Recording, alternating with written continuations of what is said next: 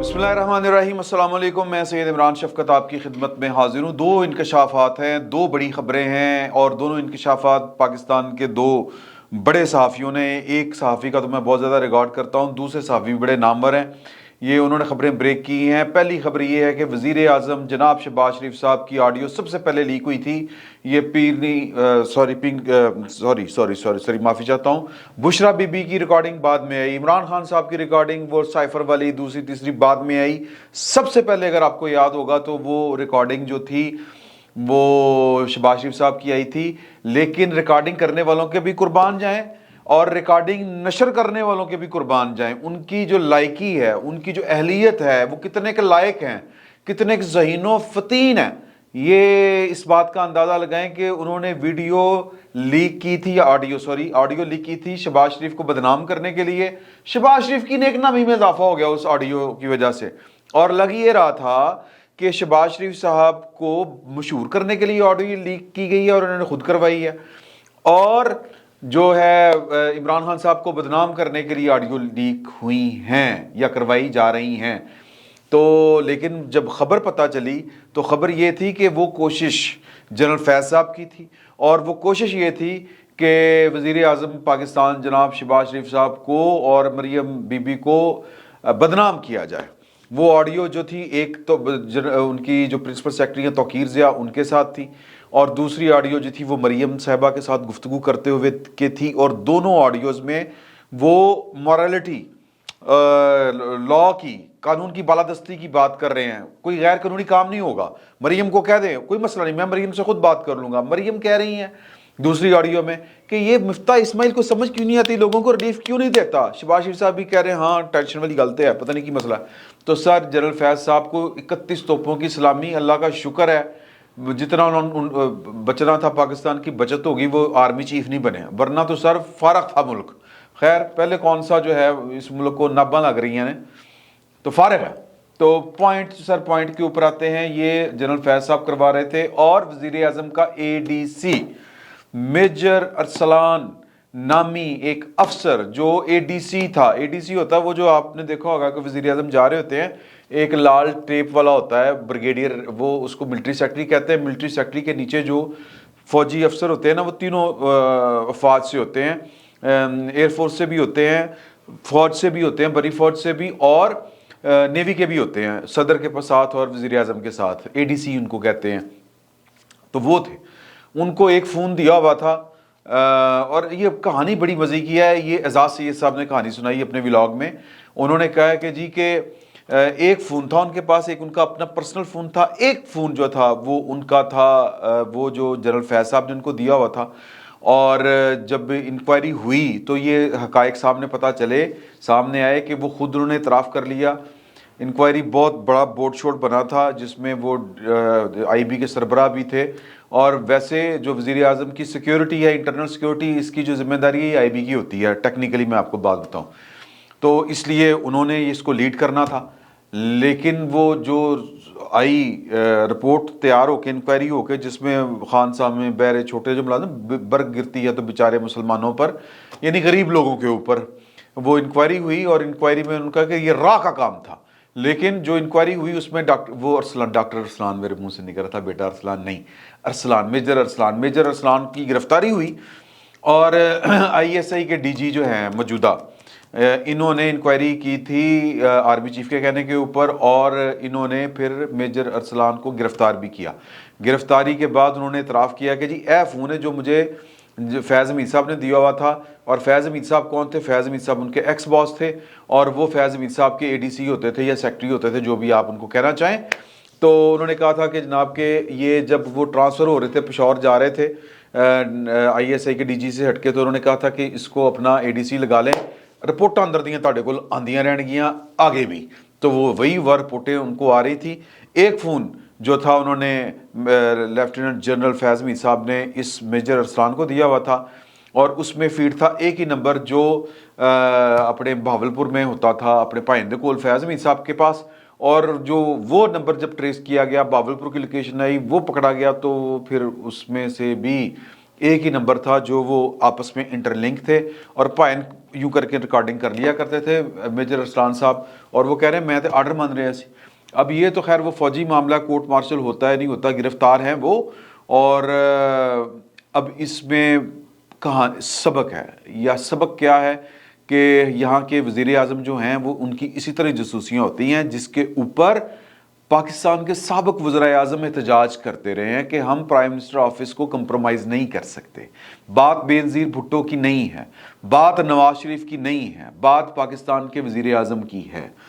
تو لیکن پاکستان کا وزیر اعظم اتنا مظلوم ہوتا ہے کہ جس کی کوئی حد نہیں۔ اسی طرح سیکیورٹی کے نام کے اوپر ان کی ہر کال ریکارڈ ہوتی ہے اور پھر یوز ہوتی ہے۔ کال ریکارڈ ہونا کوئی مسئلہ نہیں ہے سر، یوز ہونا مسئلہ ہے۔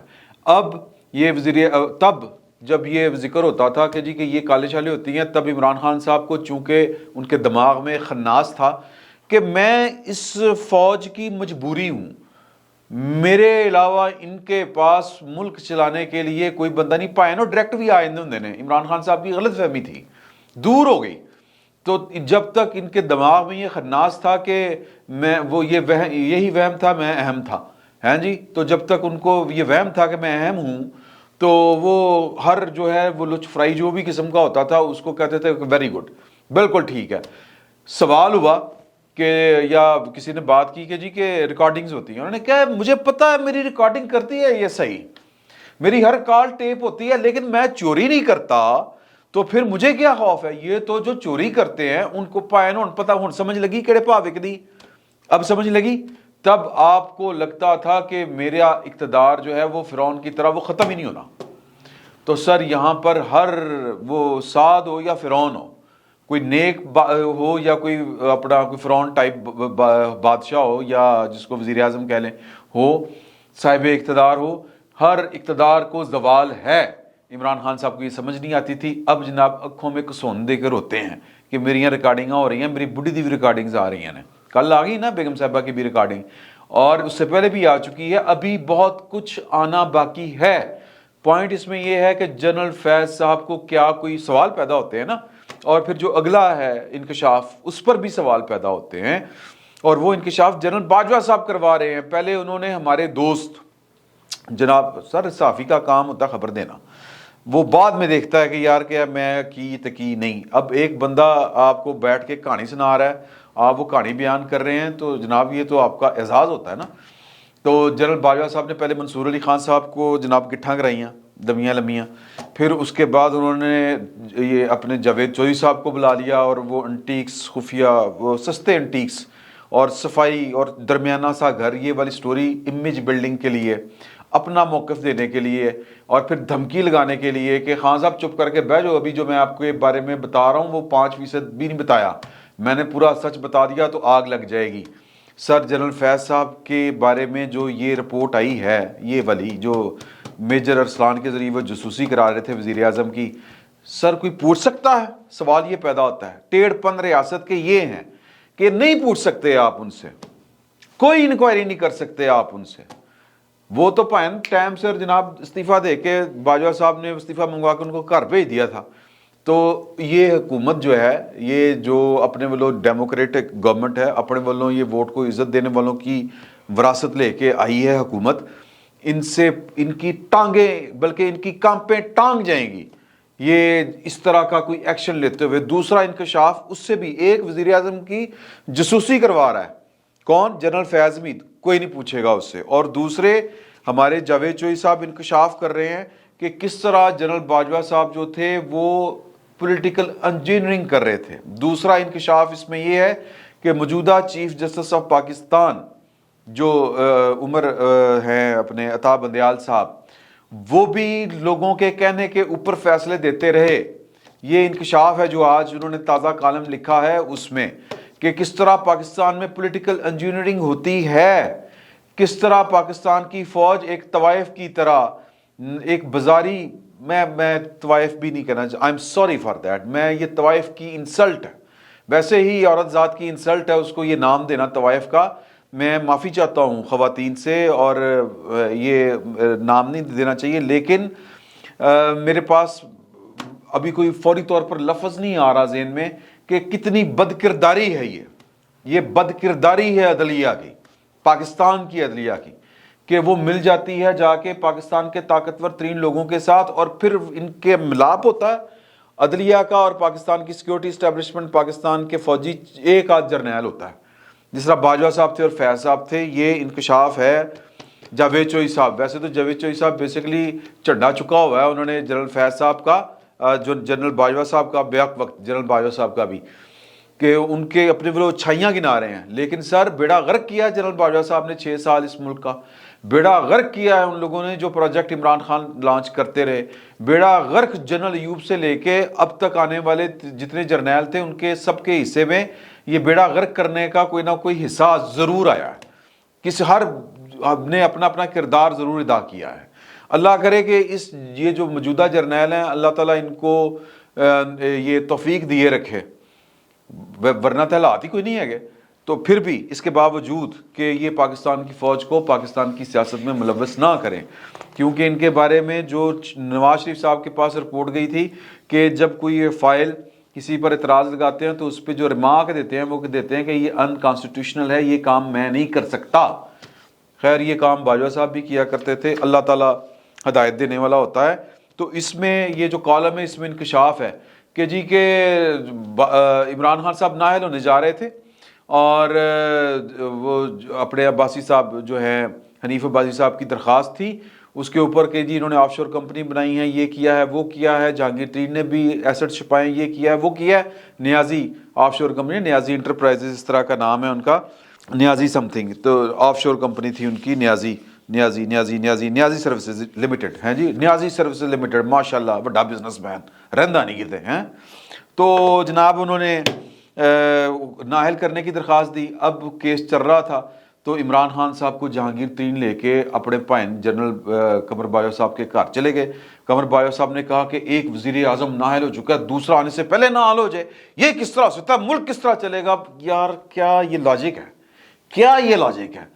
پھر جناب وہ ثاقب نثار صاحب نے کہا کہ میرے جج نہیں مانیں گے ان دونوں کو۔ میں عمران خان صاحب گئے، ترلا ڈالا، انہوں نے کہا میں بات کرتا ہوں، فیض حمید صاحب کو بلایا، کہا کہ ان کی مدد کریں۔ فیض حمید صاحب نے ایک وکیل کو بھیجا ثاقب نثار کے پاس، ثاقب نثار سے جا کے بات ہوئی، پھر فیض حمید صاحب ملے ان کو۔ فیض حمید صاحب کا کیا گھناؤنا کردار ہے پاکستان کے اس تاریخی حصے میں، یہ ان کا جو پورا ٹنیور ہے یہ کرائمز سے بھرا پڑا ہے، کرائمز سے، تو جرائم سے بھرا پڑا ہے۔ تو خیر وہ جناب پھر اٹس فٹ ہوئی، ثاقب نثار صاحب نے جناب ملاقات کی، طے یہ ہوا کہ جی ایک نو کرا لو، ایک نو بچا لو، دو نہیں بچا سکتے۔ کیوں؟ نواز شریف بھی کرتا ہے، ان دونوں کو یہ کریں گے تو ہمیں گالاں پڑیں گی سادہ الفاظ میں، میرے جج نہیں مانیں گے۔ جج کون سے تھے؟ فیصل عرب اور عمر عطا بندیال صاحب۔ عمر عطا بندیال صاحب کون ہے؟ موجودہ چیف جسٹس پاکستان۔ کیا وہ اپنے کردار کی گواہی دیں گے کہ یہ جاوید چوئی صاحب نے جھوٹ بولا ہے؟ کیا عمر عطا بندیال صاحب اتنا کریکٹر شو کریں گے کہ یہ فضول ہے، لغویات ہیں؟ اور باجوہ یہ ظاہر ہے باجوہ صاحب سے ملاقات کرنے کے بعد جاوید چوئی صاحب لکھ رہے ہیں تو اس کا مطلب ہے کہ کہانی سنا رہے ہیں جنرل جاوید باجوہ صاحب، جنرل قمر جاوید باجوہ۔ سمجھ آ رہی جی آپ کو بات کی؟ تو وہ کہتے ہیں کہ جی کہ پھر انہوں نے کہا کہ جی چلے ٹھیک ہے، بیلنسنگ ایکٹ، بڑی لمبی کہانی ہے، بہت لمبی کہانی ہے۔ پھر جناب عمران خان صاحب فیض جنرل قمر باجوہ صاحب کو دھچکا لگا جب انہوں نے کہا کہ نہیں ہوں جڑا ہے نا اس کو بھی فارغ کرنا ہے جہانگیر ترین کو۔ پہلے کہتے تھے کہ اس کے بغیر میں حکومت کس طرح چلاؤں گا، پھر وہ پتہ چلا کہ جی جو بشرا بی بی ہیں وہ ان کے خلاف ہو گئی کیونکہ انہوں نے ان کو جادوگرنی کہہ دیا تھا جہانگیر ترین صاحب نے کسی لمحے۔ تو یہ جناب کہانیاں ہیں کہ حنیف عباسی صاحب کو پھر عمران خان صاحب کے کہنے کے اوپر گرفتار کروایا گیا، فیض حمید صاحب اینڈ باجوہ صاحب، جہانگیر ترین صاحب نااہل ہوئے، فیض حمید اینڈ باجوہ صاحب ہیں جی۔ اور پھر جناب اور بھی بڑی کہانیاں ہیں، اور پھر کہ پی ڈی ایم ٹوٹی بائی دا ہیلپ آف فیض حمید صاحب، کیونکہ عمران خان صاحب کہتے تھے کہ یہ چوروں کا ٹولہ ان کو توڑ کیوں نہیں دیتے۔ فیض حمید صاحب نے کہا کہ جی اسی صورت ٹوٹ سکتی ہے کہ اگر جو پی ڈی ایم میں ٹوٹ سکتی ہے، پیپلز پارٹی کے کیسز جو ہے نا وہ کراچی منتقل کر دیجیے، کہتے ہیں کہ کر دیتے۔ تو وہ کہہ رہے ہیں کہ این آر او تو باجوہ صاحب نے 2 دیے تھے، کن کو؟ عمران خان صاحب کو، اور ایک کس کو؟ آصف علی زرداری صاحب کو۔ یار باجوہ صاحب این آر او کس کو دیتے ہیں کس کو نہیں دیتے؟ سر یہ پاکستان کی ریاست میں پاکستان کے 2 बड़े ताकतवर इदारों की मिली भगत और उनके बतन से पैदा होने वाली पॉलिटिकल इंजीनियरिंग की दास्तां है, ये जराइम की दास्तां है। क्या नवाज शरीफ साहब जो वोट को इज्जत दो का नारा बुलंद करते थे, ये वोट इस तरह जलील हो रहा था, ये एक इंक्वायरी में पकड़े जा चुके हैं। अगरचे वो जो कागजों में इंक्वायरी है उसमें इन्होंने कह दिया है कि जी कि ये तो रॉ का काम था, वजीर आजम की जसूसी फैज़ हमीद साहब करा रहे थे, वो रॉ के खाते में डाल दी गई है। और दूसरा ये गवाही है अपने जनरल बाजवा साहब की इनडायरेक्ट गवाही, यानी दरपर्दा वो गवाही दे रहे हैं ये जावेद चोई साहब को। तो क्या ये हुकूमत जो है इमरान खान साहब के ख़िलाफ़ तो छोड़ें, जनरल बाजवा साहब, जनरल फैज़ हमीद साहब और दीगर लोगों के ख़िलाफ़ कार्रवाई करने का हौसला रखती है? वोट को इज़्ज़त तो बर्बाद इस तरह हो रही थी, ये जो गवाहियाँ सामने आई हैं, जब नवाज शरीफ साहब वोट को इज़्ज़त दो का नारा लगा रहे थे तो वोट यूं उसकी आबरू रेजी हो रही थी, इज़्ज़त लूटी जा रही थी इस तरह करके वोट की। तो क्या नवाज शरीफ साहब को वोट को इज़्ज़त दो का अपना नारा, अपना क्लेम, अपना नस्बुल्लैन याद है? क्या वो अपने भाई की हुकूमत को ये हिदायत कर सकते हैं कि जाएं और जनरल बाजवा, जनरल फैज़, इमरान खान और दीगर लोगों के ख़िलाफ़, साकिब निसार साहब के ख़िलाफ़, अता उमर बंदयाल साहब के ख़िलाफ़, फैसल अरब साहब के ख़िलाफ़ कोई फ़ौजदारी कार्रवाई करें, मुकदमा दर्ज करवाएं, गिरफ्तारियाँ हों? इस तरह का हौसला कर सकते हैं? जवाब है कि नहीं हो सकता। तो सर फिर ये रणडीर होना रहेगा, सॉरी टू से ये अल्फाज इस्तेमाल करते हुए, जब तक जान में जान है इसी तरह का पाकिस्तान है, ऐसे ही चलता रहेगा पाकिस्तान। फिल वक्त इतना ही, बहुत बहुत शुक्रिया, वरना गुस्से में कोई और बात भी गलत निकल सकती है। ठंड बहुत है सर, शुमाली इलाका जात में नहीं जाया जा सकता। अल्लाह हाफिज़।